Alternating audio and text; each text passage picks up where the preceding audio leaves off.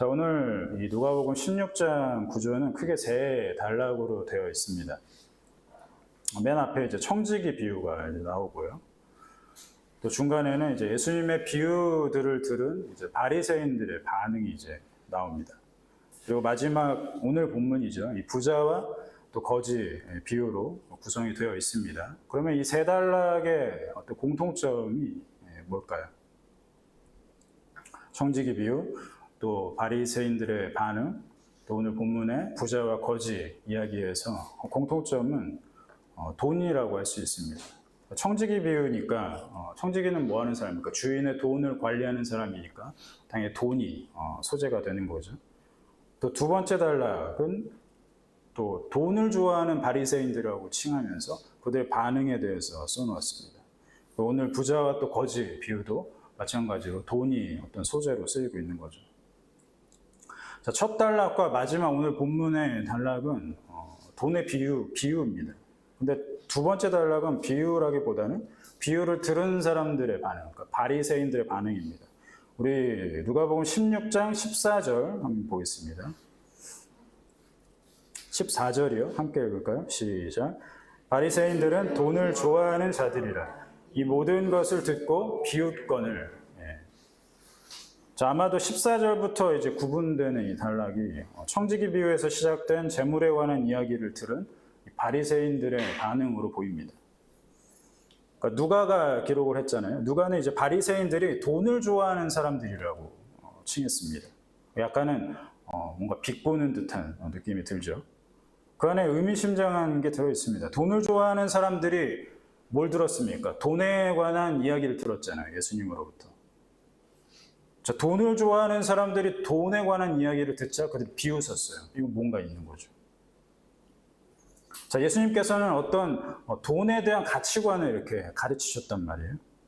자, 그런데 돈을 좋아하는 바리새인들이 그 돈에 대한 가르침을 받고서는 비웃었다는 거죠. 뭔가 그들 안에 있다는 거죠. 자, 오늘 본문이 마지막 단락, 16장의 마지막 단락인 오늘 본문에서도 돈이 어떤 소재로 사용됐다는 걸 알 수 있습니다. 부자와 거지의 비유니까요. 자, 이 비유는 매우 알기 쉬운 아주 명쾌한 그런 가르침을 주고 있다는 느낌이 들죠. 별로 그 안에 숨겨진 이야기가 없는 것처럼 보입니다. 이야기는 이렇죠. 부자는 이 땅에서 호화롭게 살았어요. 자, 그러다가 죽어서 장사돼서 음부에 떨어지게 됩니다. 자, 반면에 거지 나사로는 이 땅에서 거지로 살았죠. 자, 그렇게 살다가 죽어서는 아브라함 품에 안겼다는 게 오늘 이 비유의 배경입니다. 부자는 상당한 재물을 쌓은 사람이죠. 그렇죠? 어떻게 묘사되고 있습니까? 자색옷을 입었다. 자색옷은 어떤 왕족과도 관련이 있는 그런 색깔의 옷입니다. 배옷을 입었다. 그 당시 배옷은 소재가 이집트산 리넨입니다. 아주 고가의 호화로운 상품이죠. 흔하지 않아요. 이것도 배옷인데 차이가 있겠죠. 극상품의 옷을 입고 산 그런 모습을 묘사하고 있습니다. 날마다 또 호화롭게 지내도 써도 줄지 않는 이 재산. 자, 그게 부자의 인생이었어요. 반면에 거지 나사로는 어떻습니까? 정반대의 모습으로 묘사되고 있습니다. 20절을 보니까 나사로는 남의 집 대문에 버려졌어요. 그리고 아무도 보살펴주지 않는 그런 상황이었습니다. 자, 그런데 마침 나사로가 버려진 대문이 부잣집 대문인 거예요. 뭔가 의도가 보이는 거죠. 나사로가 부자의 집 앞 대문에 버려진 사실을 누가가 부각시키고 있습니다. 왜요? 부자가 나사로를 돌보지 않았다. 이렇게 얘기하는 거예요. 자, 부자와 거지 나사로가 이 땅에서 어떻게 살았는지를 이렇게 쭉 설명한단 말이죠.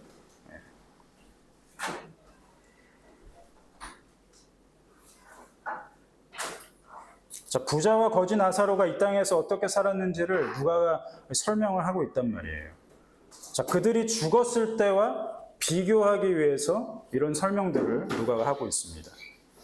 자, 그들이 죽어서는 정반대의 모습이 됐습니다. 24절에 나오는 것처럼 부자는 이 땅에서 어떻게 살았어요?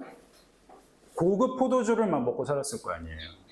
자, 그런데 지금 죽어서는 어떻습니까? 혀 끝에 물도 찍어 못 먹는 그런 상황으로 역전된 거죠.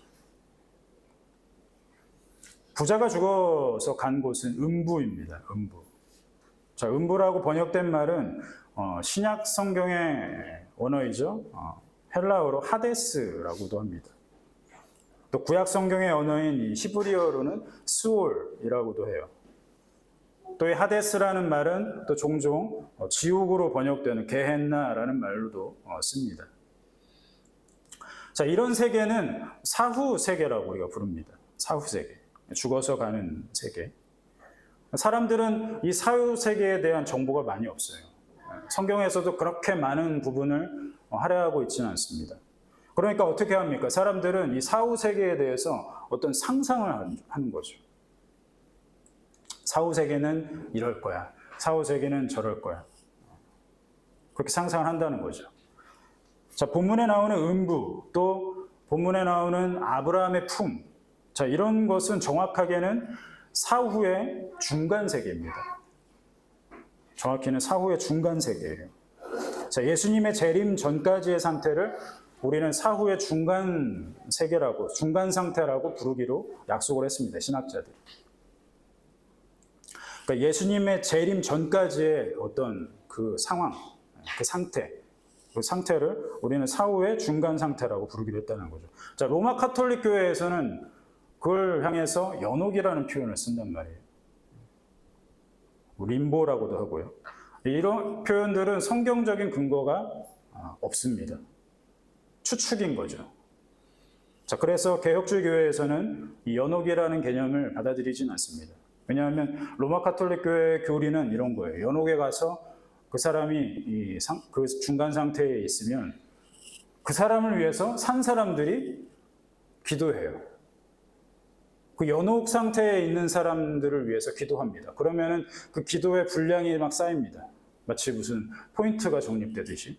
자, 그러면은 그 사람이 연옥 상태에서 천국에 갈 확률이 높다라고 가르친단 말이에요. 로마 카톨릭 교회는. 그러나 성경에는 그런 가르침이 없습니다. 추측이죠. 그래서 개혁주의 교회에서는 그런 교리들을 받아들이지 않는다는 겁니다. 성경은 사후의 중간 상태에 대해서도 많은 정보를 주지 않습니다. 자, 영혼과 육체가 분리된 가운데 예수님의 재림 때까지 휴식하는 상태 정도로만 표현을 하신단 말이죠. 그래서 영원한 죽음, 그리고 영원한 생명, 이 영원한 죽음과 영원한 생명은 심판 이후에 시작되기 때문에 그 심판 때까지의 그 상태를 우리는 사후의 중간 상태라고 표현하는 겁니다. 그래서 성경에 간혹 자는 것이라고 표현하기도 하죠. 자는 상태다. 오늘 본문을 계속 보겠습니다. 본문 중에 특이한 부분이 또 있습니다. 음부에 있는 부자가 아브라함과 이야기를 한단 말이에요. 자, 이걸 보고 마치 음부에 있는 사람과 하늘에 속한 사람이 서로 대화가 가능하다, 이렇게 생각하면 조금 오산입니다. 그렇게 생각할 수 없다는 거죠. 칼빈은 이 부분을 이렇게 해석해요. 우리의 이해를 돕기 위한 예수님의 어떤 장치다. 아브라함과 죽은 부자가, 음부에 있는 부자가 서로 대화를 나누는 것은 우리의 이해를 돕기 위해서 그렇게 이야기로 만드신 것이다, 이렇게 표현한다는 거죠. 그러니까 우리의 이해 수준이 그 정도기 때문에 우리의 이해 수준에 맞춰서 그렇게 이야기를 해주셨다는 것으로 이해하면 되겠습니다. 자, 죽음 이후에는 영혼이 존재하는 것은 영혼입니다. 육체는 이제 없죠. 영혼이 존재하는 모습에 대해서는 그래서 우리가 굉장히 제한적으로만 상상할 수밖에 없습니다. 그래서 과도한 상상은 우리에게 이롭지 않습니다. 예수님께서는 음부에 떨어진 부자의 이 불행함을 알아차리게 하기 위해서 우리들에게, 또 그 당시에 바리새인들과 사람들에게 불행함, 이 부자의 불행함을 알아차리게 하실 목적으로 이 비유를 아주 전략적으로 또 효과적으로 전달해 주고 계신다는 겁니다. 부자의 모습을 좀 더 살펴보겠습니다. 자, 부자는 아브라함을 향해서 아버지 아브라함이라고 부른단 말이에요. 자, 유대인들은 자신들이 아브라함의 자손인 것을 아주 자랑스러워하죠. 특히 바리새인들은 더 그렇죠. 부자는 이 땅에서 자신이 아브라함의 자손이라는 사실을 아주 자랑스럽게 여기면서 떵떵거리고 살았을 거예요. 자, 그러나 죽어서는 어떻게 됐습니까? 아브라함에게서 외면받는 신세가 됐죠. 자, 이 사실에 대한 바울의 증언을 한번 찾아보겠습니다. 바울은 로마서 9장 8절에서 이렇게 얘기해요. 한번 찾아보시면 좋을 것 같습니다. 제가 읽어드리겠습니다. 로마서 9장 8절입니다. 곧 육신의 자녀가 하나님의 자녀가 아니요 오직 약속의 자녀가 씨로 여기심을 받느니라. 한 번 더 읽어드리겠습니다. 곧 육신의 자녀가 하나님의 자녀가 아니요 오직 약속의 자녀가 씨로 여기심을 받느니라. 자, 부자는 육신으로는 아브라함의 자손이 맞습니다. 그렇죠. 아브라함의 후손이죠. 자, 그렇지만 약속의 자녀는 아니라는 거예요. 왜요? 음부에 갔기 때문에. 바울의 말을 빌리면 혈연적으로는 아브라함의 후손이었던 이스마엘. 이스마엘도 아브라함의 자손이잖아요. 그러나 이스마엘은 하나님의 언약에 포함되지 않았다고 선포합니다. 누가 포함됩니까? 그럼 오직 이삭만이 포함되죠. 이삭만이 하나님의 언약을 받은 아브라함의 자손입니다. 자, 그러므로 부자가 아무리 혈연적으로 아브라함의 후손이라고 하더라도 약속의 자녀는 될 수 없는 거죠. 자, 이 사실에 대해서 세례 요한은 아주 과격하게 이야기합니다. 우리 누가복음 3장 7절과 8절 한번 펼쳐서 보겠습니다. 누가복음 3장 7절과 8절.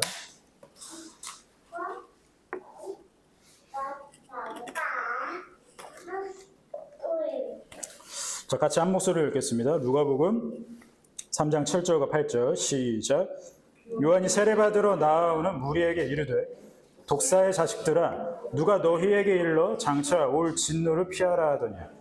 그러므로 회개에 합당한 열매를 맺고 우리 조상이라 말하지 말라. 내가 너희에게 이르노니 하나님이 능히 이 돌들로도 아브라함의 자손이 되게 하시리라. 아멘. 자, 누가는 처음부터 끝까지 일관된 관점으로 누가 아브라함의 자손인지 이야기하는 거예요. 유대인들은 분명히 육체적으로는 아브라함의 자손이 맞았습니다. 그러나 세례 요한이 얘기하는 것처럼 회개에 합당한 열매를 맺지 않는 사람은 아브라함의 자손이 될 수 없다는 거예요. 그렇게 선포하죠. 특히 3장 8절에서 하나님이 능히 돌들로도 아브라함의 자손이 되게 하시겠다고 말씀하시잖아요. 이 돌들은 뭘까요? 길에 있는 그 돌일까요? 자, 유대인들은 전통적으로 이방인들을 생명이 없는 돌들처럼 여겼어요. 왜요? 선민의식이 있었잖아요. 자신들만, 유대인들만 하나님이 선택했다. 그런 선민의식이 있었기 때문에 그렇지 않은, 그러니까 유대인이 아닌 이방인들은 마치 생명이 없는 돌들처럼 여겼다는 거예요. 그래서 세례 요한은 그런 유대 전통적인 그런 생각을 비꼬아서 하나님은 돌들로도 아브라함의 자손이 되게 하실 수 있다. 이렇게 선포하는 거죠. 그것을 바울이 이제 이어서 엮어서 얘기하죠. 누가 그럼 복음을 받아들였느냐? 유대인이 아니라 이방인으로서 복음을 믿는 우리가 바로 그 돌들이라는 겁니다. 왜? 우리 이방인이잖아요. 그러니까 이방인들로 아브라함의 자손이 되게 하겠다. 뭐 약속의 자녀가 되게 하겠다고 하신 말씀이 성취가 되는 거죠. 자, 본문으로 다시 돌아갑니다. 25절입니다. 요한복음 16장 25절. 한번 같이 읽어보겠습니다. 시작.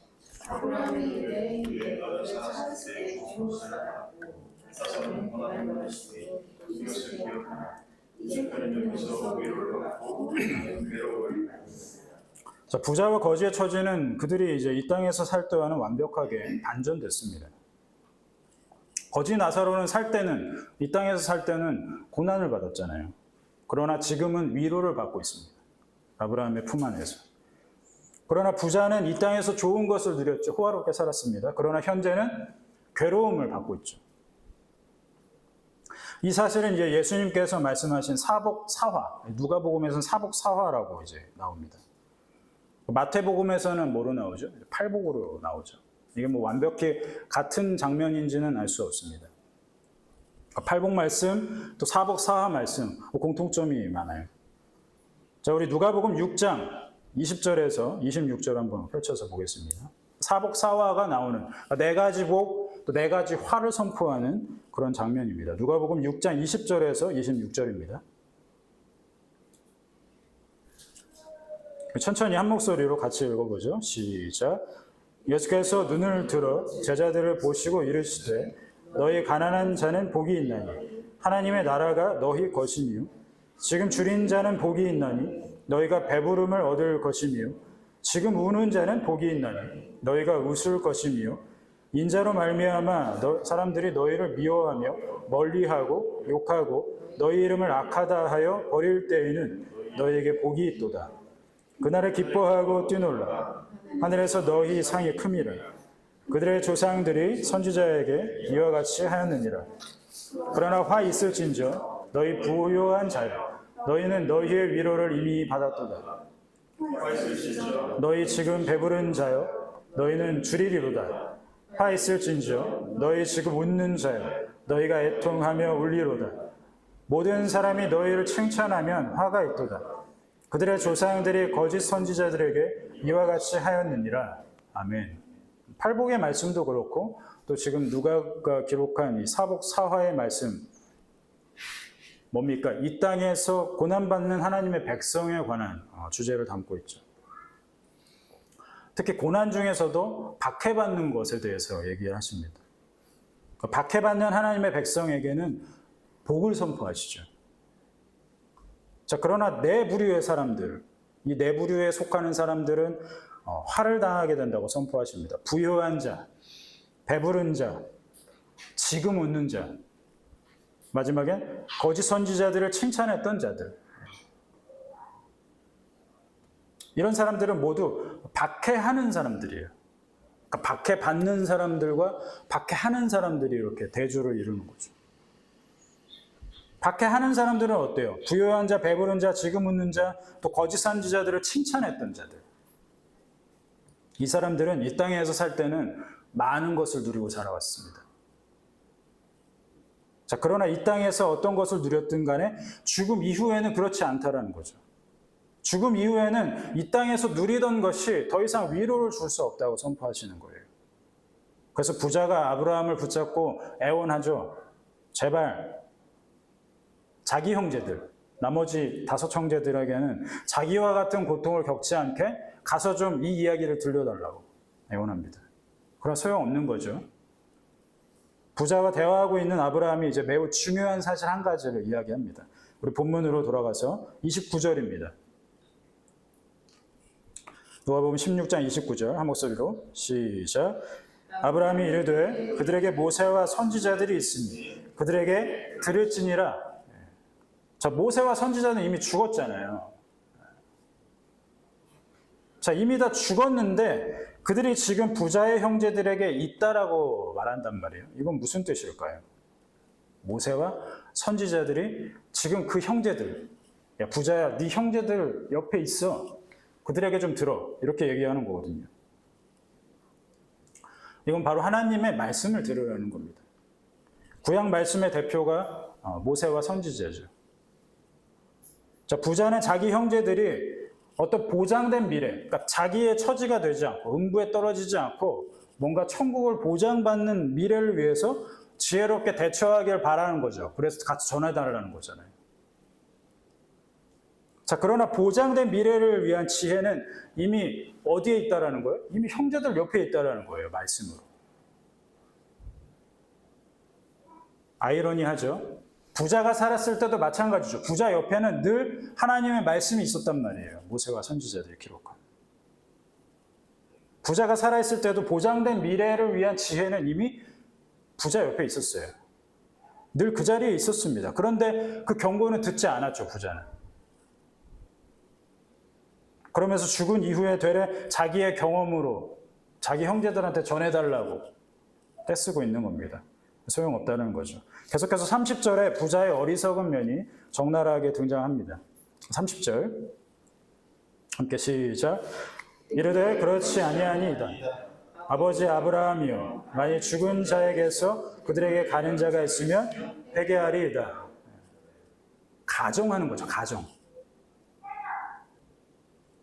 만약에 죽은 자들이 다시 살아나서 그 이야기를 자기가 음부에 떨어졌다는 이야기를 들려주면 사람들은 겁을 먹고 지금 당장 믿을 겁니다. 가정해서 이야기하는 거죠. 전에도 제가 말씀 때 얘기했죠. 지금 예수님이 살아서 눈앞에 있다면 사람들이 믿을까요? 어떨 것 같습니까? 손에 못자국, 옆구리에 패인 상처 보여주면서 나를 믿으라고 하면 믿을까요, 사람들이? 안 믿는다는 겁니다. 그러니까 가정에서 하는 생각은 부질없는 거예요. 왜요? 예수님이 살아있을 때도 예수님은 믿지 않았잖아요. 마지막에 이제 아브라함이 딱 부러지게 답을 합니다. 31절이에요. 함께 시작. 이르되 모세와 선지자들에게 듣지 아니하면 비록 죽은 자 가운데서 살아나는 자가 있을지라도 권함을 받지 아니하리라 하였다 하시니라. 그런 일은 결코 일어나지 않는다는 겁니다. 죽은 자가 사는 일도 일어나지 않지만 만약 100번 양보해서 죽은 자가 살아와서 그 이야기를 들려준다 한들 그 권함을 받지 않는다는 거예요. 사람들은 어리석기 때문에. 사람들의 현실을 아주 꿰뚫어 보고 계신 겁니다.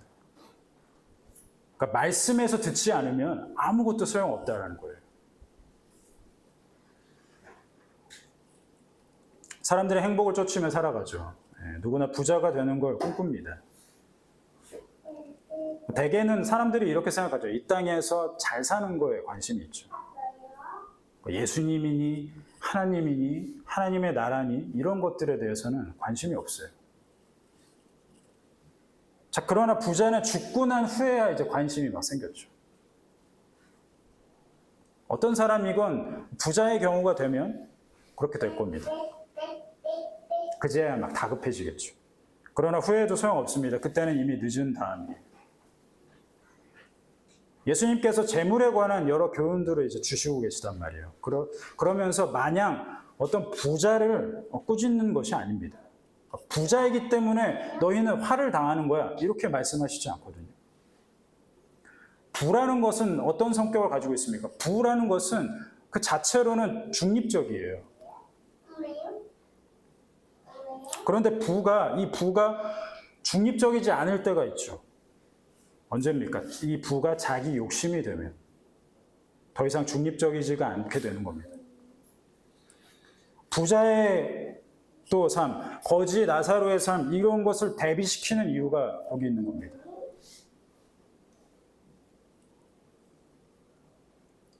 거지 나사로가 누구의 집 앞 대문에 버려졌다고 묘사하고 있습니까? 이 부자, 이 음부에 떨어진 부자. 누가는 의도적으로 그 사실을 주목하게 하는 거예요. 이 말씀을 듣고 있는 사람들한테. 거지 나사로가 누구의 집에 버려졌었냐? 부자의 집에 버려져 있었다. 근데 그 부자는 이 거지 나사로를 나몰라라 했다라는 거예요. 돌보지 않았다는 겁니다.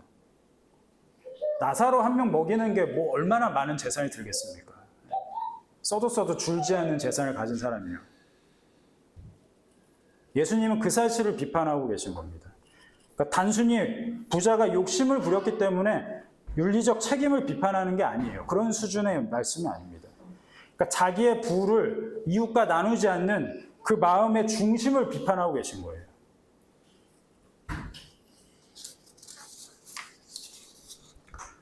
구약에서는 자기 것을 이웃과 나누는 것은 절대적인 명령이었습니다. 율법이었어요. 자, 그러면은 그런 율법, 그런 명령을 지키는 게 구원과 무슨 상관이 있을까요? 자기의 부를 이웃과 나누지 않는다고 해서 구원을 받지 못한다면 너무 억울하지 않습니까? 겨우 그거 사실 하나 때문에 구원을 받지 못한다면. 세리였던 삭개오를 기억하십니까? 삭개오도 아주 부자였죠.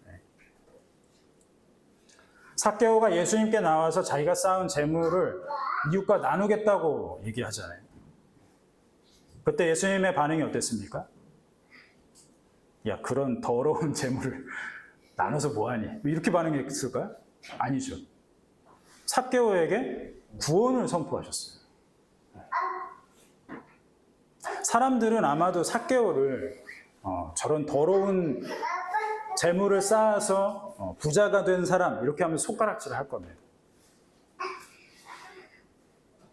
그러나 삭개오가 예수님을 만나서 어떻게 된 겁니까? 자기의 부, 더러운 방법으로 쌓았을 어떤 그 부라고 할지라도 이제는 이웃과 나누겠습니다라고 선포하잖아요. 그 마음, 그러니까 삭개오의 그 마음의 중심을 보시고 구원을 선포해 주시는 거예요. 단순히 내 재물을 좀 나누겠습니다. 이 사실에 구원을 선포하시는 게 아니죠. 그러니까 본문의 부자와 이 세리 삭개오는 완전히 대비되는 거예요. 뭡니까? 주님의 말씀 하나를 우습게 보는 그 본심. 다시 말해서 하나님 나라를 소망하지 않는 그 본심. 부자에게는 그 본심이 있었다는 겁니다. 하나님 나라를 소망하지 않고 사니까 오로지 뭐에 몰두하는 겁니까? 이 땅에서 부를 어떻게든 축적하는 거. 거기에만 관심이 있는 거죠. 예수님이니 하나님이니 하나님의 나라니 이런 것은 관심이 없는 겁니다. 그게 부자의 본심이라는 거예요. 그러나 어떻습니까? 주님의 말씀을 하나라도 실천하려는 사람들에게는 어떤 마음이 있어요? 하나님 나라를 소망하는 마음이 있다는 겁니다. 하나님 나라가 무슨 것이 뭔지 관심이 있다는 거예요. 단순히 죽어서 나는 천국 갈 거야 라는 어떤 그런 호기심 수준이 아니라 하나님 자체가 소망이 되는 겁니다. 자, 그러면 어떤 행복을 예측하면서 우리는 살아야 할까요? 어떻게 또 살아가고 계십니까? 우리가 어떤 미래를 예측하느냐에 따라서 지금 그 어떤 것에 몰두하게 되어 있어요. 구약의 선조들, 믿음의 선조들, 또 대부분 억울한 죽임을 당한 또 신약의 사도들, 또 그 뒤를 따른 수많은 제자들, 그런 사람들은 뭘 예측하면서 살았을까요? 복음으로 가득한 미래를 예측하고 살았습니다. 그러니까 이 땅에서 쌓는 그 복을로 가득한 그 미래를 예측한 것이 아니라 예수님의 복음, 하나님의 나라가 가득한 그 미래를 예측하며 살아갔다는 겁니다. 이게 아주 큰 차이인 거죠. 우리 믿음의 선조들은 이 땅에서 살 때 부요함이나 사람들의 칭찬에 기대해서 살지 않았습니다. 그것에 몰두해서 살지 않았다는 거예요. 어떻게든 이 땅에서 부자가 될까? 어떻게든 다른 사람들한테 칭찬을 받을까? 부와 명예는 사람의 기본적인 욕구잖아요. 우리 믿음의 선조들은 그런 것에 몰두해서 살지 않았다는 겁니다. 왜요? 하나님 나라에 대한 소망이 있었기 때문에. 그렇다면 우리도 뭐에 몰두하며 살아야지? 어떤 미래를 예측하며 살아야 될까? 이 답이 우리에게 주어졌다는 거죠. 예수님께서 선포하시는 하나님 나라, 이 사실에 몰두하면서 살아가는 우리 모두가 되기를 바랍니다.